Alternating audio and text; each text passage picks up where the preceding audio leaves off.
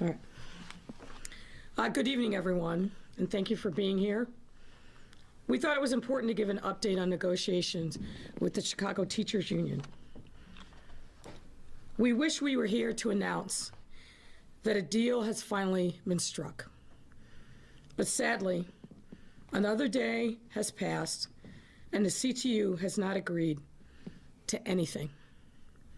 Not a final comprehensive agreement to end this stalemate and give parents and students the options that they want and that they deserve.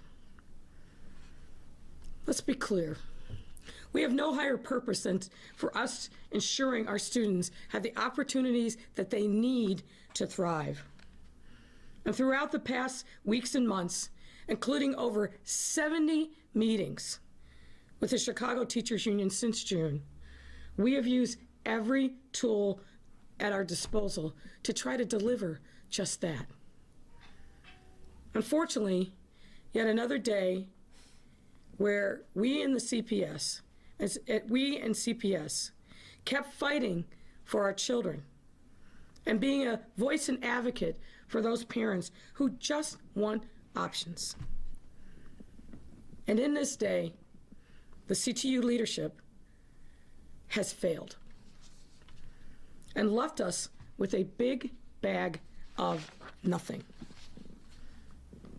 Today, we made what should have been a simple set of asks for the CTU leadership to meet.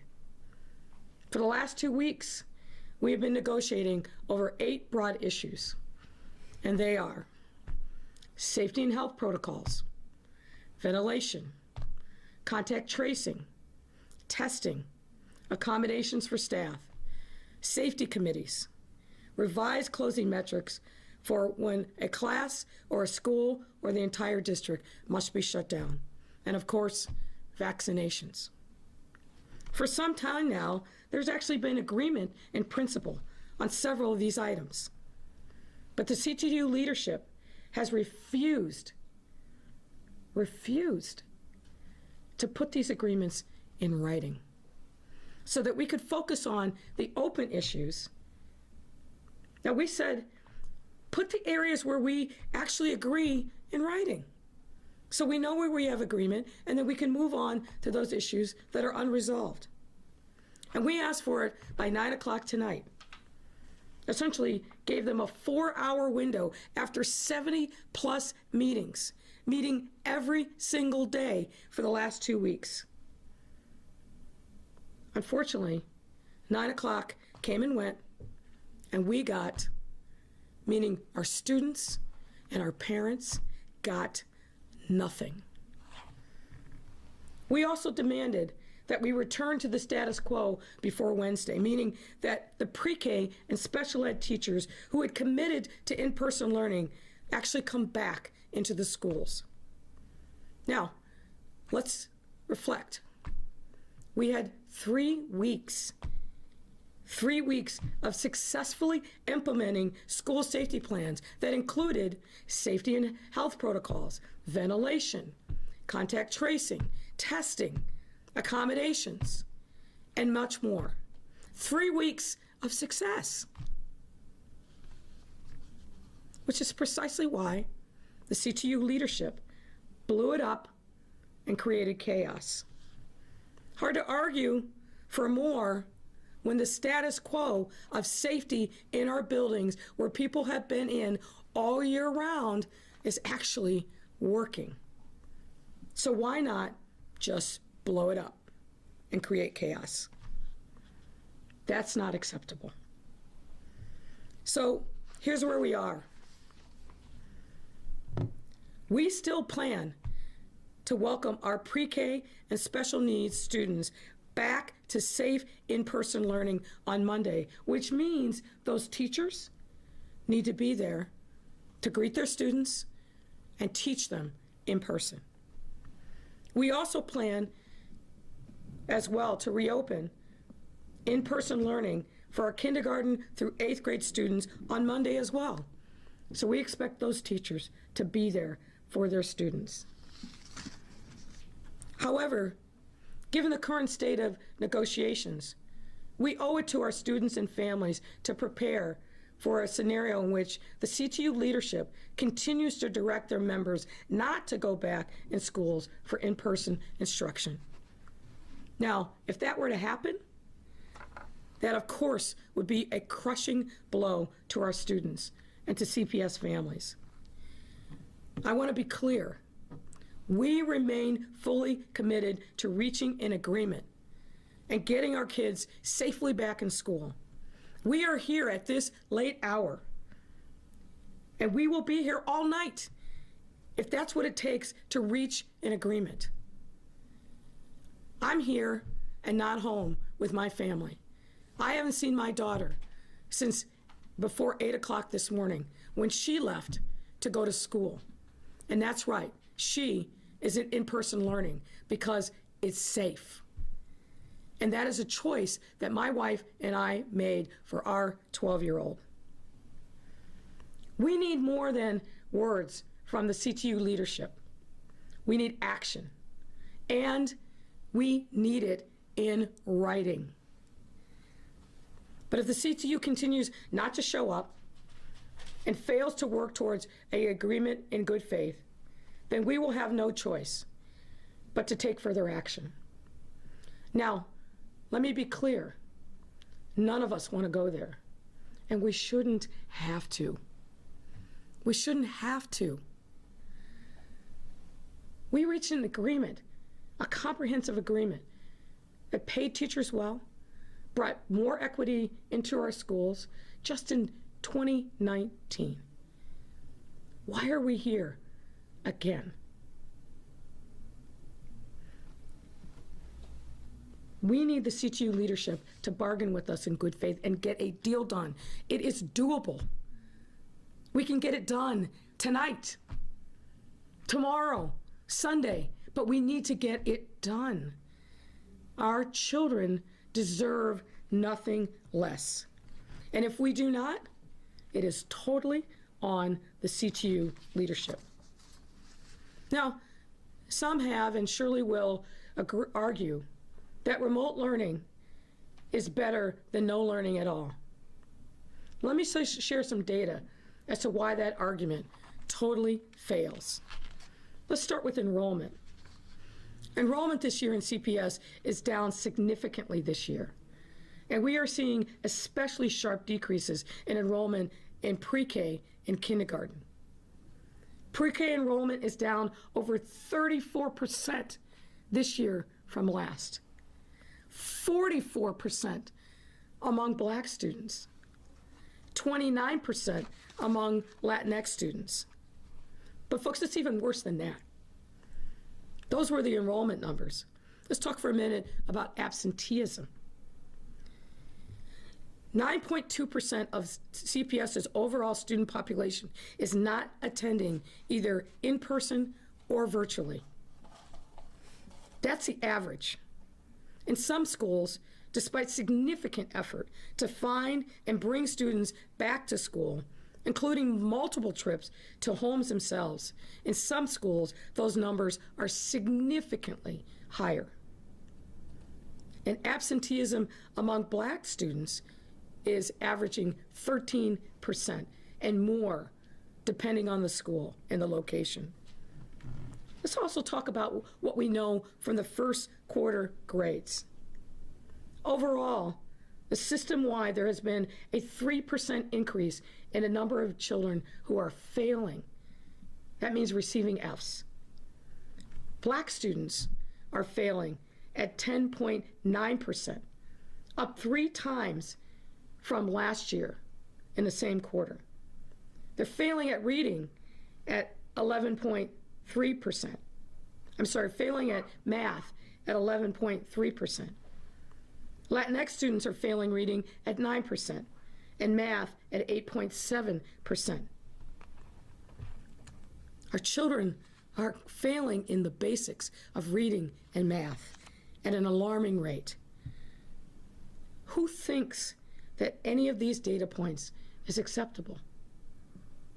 So when you hear us talk about equity and why this is essential and it has to be part of the calculus about returning to in-person learning, this is precisely why.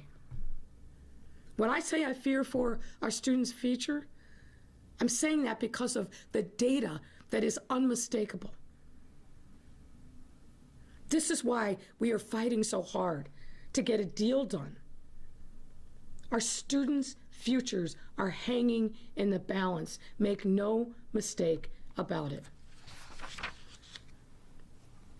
Throughout the entire COVID-19 crisis, our singular priority has been ensuring the safe instruction of each of our kids, as well as the safety of our entire CPS community. And when we talk about safe, we mean instruction rooted in the data and science of this disease that ensures the safety and protection of our students, our teachers, our school staff, and our CPS families. These are the same rigorous public health standards we've applied in every aspect of our city's response during this terrible pandemic, and we have moved mountains to make that happen in our classrooms, as our students and teachers deserve. Included expanded surveillance testing for students and staff, vaccination prioritization for our hardest hit communities, expanded accommodations for remote work for those who are in need, who themselves have an underlying condition, are the primary caretakers for someone who has an underlying condition. Clear metrics to pause instruction if that is needed. The establishment of health and safety committees and protocols, committees made up of teachers and CPS staff, as well as the establishment of a 10-person contact tracing team to investigate all known COVID cases within CPS. In addition to applying the CDC's primary recommendation for preventing the spread of COVID-19, we have also taken the additional measures to ensure all classrooms used this year are fully ventilated. Our school's indoor quality has been tested by independent state-certified environmental specialists. And to provide an additional layer of protection, CPS purchased 27,000 HEPA air filters for all classrooms and office spaces. $70 million plus and counting that we have invested in our schools to make them safe. We have learned the lessons from the archdiocese and private schools that have had some form of in-person learning since September. And we know our plan works because we had 3 weeks of success. Now, I'm sharing all this data with you to let you know that we take this seriously, that we have heard the teachers, we have heard the staff, and we are there to be your partner, but we need you to partner with us. And I'll say it again, teachers, tell your leadership to meet us at the table. Let's get a deal done. Let's get it in writing. Because our students' lives are hanging in the balance. Now, to all our families interested in learning more about all the measures that we have put in place and that we've committed to ensure your child's safety, to ensure the safety of teachers, principals, staff who have been in our buildings all year long since last March. That information is available at cps.edu/air quality. My friends, these are the facts. And science is science. As our Public Health Commissioner, Dr. Allison Artery, who's here with us tonight, has said, we've seen, quote, over and over again, that mitigation measures are safe and appropriate. We are committed to going the extra mile, and we have done so to make sure that our students and our entire school community can be in person in a safe environment. Now, as evidenced not only by the non-CPS schools that have been operating since the fall, but any number of other industries that have applied these very same measures. And as Dr. already has also said, schools are simply not the source for COVID spread. Study after study, here in Chicago, across the United States, and across the world. Dr. Fauci just said it again on TV. Make no mistake about it. If you put the kind of measures that we have put in our schools, schools are not the source of the spread of this virus. And let me also say, we're having this conversation in the context of our numbers actually improving substantially. Case rates are going down, positivity rates are going down. All the metrics that we follow and have been following since last spring are trending in the right direction in Chicago. They're not going up, as we've seen some letters being circulated. That's not true. They're going down. They're trending in the right direction because we have taken this seriously. We have done what is necessary to save lives in our city, including the lives of our young people and everyone in our school community. And here again, you can see this in both the CPS students that have safely been back for 3 weeks until this past Wednesday, to the private and parochial schools that have been safely holding in-person instruction since the fall, including Vivian Lightfoot, as well as the daycares that have been safely open all across our city since June. So why are we here at this point with no deal? That's a good question. It doesn't make sense to me. In the face of overwhelming data and science related to this disease, and in the face of widespread expert opinion, the CTU leadership has chosen to deny the facts and delay in-person instruction even further. I want to get a deal done, as do all of these people, because our children and our families deserve no less. We will not abandon negotiations. We will stay at the table for as long as it takes. But we need commitment from CTU leadership to do the same. We've met over 70 times. We'll meet as long as it takes to get a deal done. But we have to make progress, and we've got to do it in writing and then move on to the open issues. It's not too much to ask. It's the right thing to do. It's a typical thing that happens in negotiations. Why will the CTU leadership not agree to that? Why will they not agree and put it in writing so that our residents, our families, our students can see that we're actually making progress? It's not too much to ask. It must be done. At this point, I'd ask Dr. Jackson to come and offer some additional words, and then we will take your questions. Felt like it was important, even at this late hour, because there's a lot of questions and confusion on the part of principals and staff, teachers, about what's happening. We wanted to give you that update. We want to be transparent and tell you where things are. We still see and believe that a deal is in reach. We should get one, and we should move on and tackle the other challenges that we have in our city. Let's get it done. Dr. Jackson. Sorry. Thank you, Mayor Lightfoot, and good evening, everyone. I don't want to repeat a lot of the things that Mayor Lightfoot said in her remarks, but I do want to echo this notion that we believe that we have a foundation in our comprehensive plan to reach a deal with CTU. Today marks the third consecutive day where CTU's leadership has directed its members to remain home. We cannot afford to lose ground for the thousands of students in our pre-K and cluster classrooms that have been safely getting in-person instruction over the past couple of weeks. For that reason, we are asking pre-K and cluster students, as well as their teachers, to return to the classroom on Monday. The medical community has reached consensus around the safety of reopening schools. Earlier this week, the CDC and Dr. Fauci both endorsed a return to schools plan. And earlier today, Dr. already joined a group of medical professionals here in the area to talk, some of them who were CPS parents, to talk about the many reasons why schools should reopen. Union leadership has chosen to disregard the science on reopening schools and instead replace CDC guidance with their own gut instincts.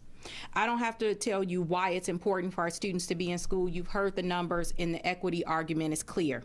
The truth is there is an agreement to be had if we get cooperation from the union's leadership. As a school district, we have gone above and beyond. The mayor quoted a number, 70 million in building investments, but we are well over 100 million in investments to safely operate and reopen schools. And we will continue to do everything within our power to make sure our students and staff are safe as they return to our schools. This plan has worked for thousands of students over the past 2.5 weeks, and we know that it will work for the other 70,000 students who are looking forward to returning to school on February 1st. Our goal remains clear that we want to reach a deal. We want to reach a deal quickly so that our parents and students have the certainty and stability that they need in order to know that they have options and that their kids will be educated appropriately. For this to happen, we need union leadership at the table with the genuine intent to reach a deal that supports our students and families across the city. At this time, we will now take your questions. Mayor, first off, you mentioned that K through 8 students are going to continue to be invited to return on Monday. Yes. Obviously, that may be very difficult to execute if the teachers don't show up. Well, it's our expectation that the teachers will show up. Their students are going to be there. They need to be there. You made reference to further action. Can you expand on what further action you might? Well, I hope we don't need to expand on that. I mean that sincerely. There should be no reason that we are having that conversation. We need the teachers to be there. Their students are coming back. We need them to be there. There's a lot of discussion about the language, lockout or strike. If they don't come back, There again, I'm not gonna speculate about what might happen. What I'm focused on very intensely is getting a deal done. I am with our team. We are in constant contact. We need to get a deal done. We're here at almost 10 o'clock at night on a Friday after 2+ weeks of 7 days a week bargaining, because we know that a deal is within reach. But it's not going to happen if we keep not being willing, the CTU leadership keeps not being willing to put something in writing, not being willing to return to the status quo, which is for cluster and pre-K teachers to come back so their students can learn in person. This is an option that parents have every right to have and expect. We have to be the voice for those students, and we have to be the voice for those parents, 70,000 plus, who opted to come back into in-person learning. might be a question for Dr. Jackson. If you are able to reach a deal, is it reasonable that the teachers would be able to have their classrooms prepared and all of that in time for Monday? Yeah, well, the goal was to have them back a week early so that they could prepare. I think teachers would be able to do that. Of course, that's going to be a heavier lift. I should also note that thousands of teachers have been coming into their classrooms this week already, because we know, as a former teacher, no teacher wants to walk into a classroom unprepared. And so we've seen teachers working throughout this week despite some of those directives. And we know that teachers have been in and out of the building working on their classrooms because so many of them expect to see their students Monday and are looking forward to seeing their kids on Monday. Is there any thought about either of you or both of you joining the discussion directly? Yep. We've offered to do that, but we've got to see some actual progress, right? I am here. I am investing time and energy on this issue. Other than our overall response to COVID-19, there's no other issue that's more important right now. But we have to actually see progress. I mean, real progress, not we set a time at 11 and maybe we have a conversation, maybe we don't. We need to see real progress. I've offered to meet with the CTU president. We've offered to go to mediation. Let's get serious, CTU leadership. Let's get serious about actually getting a deal done. Put it in writing, those issues that we agree upon, and then let's move to those issues that remain open. Thank you, Mayor. If we want to get this on at 10 o'clock, we better not All right. ask any more questions. Thank you. Appreciate you.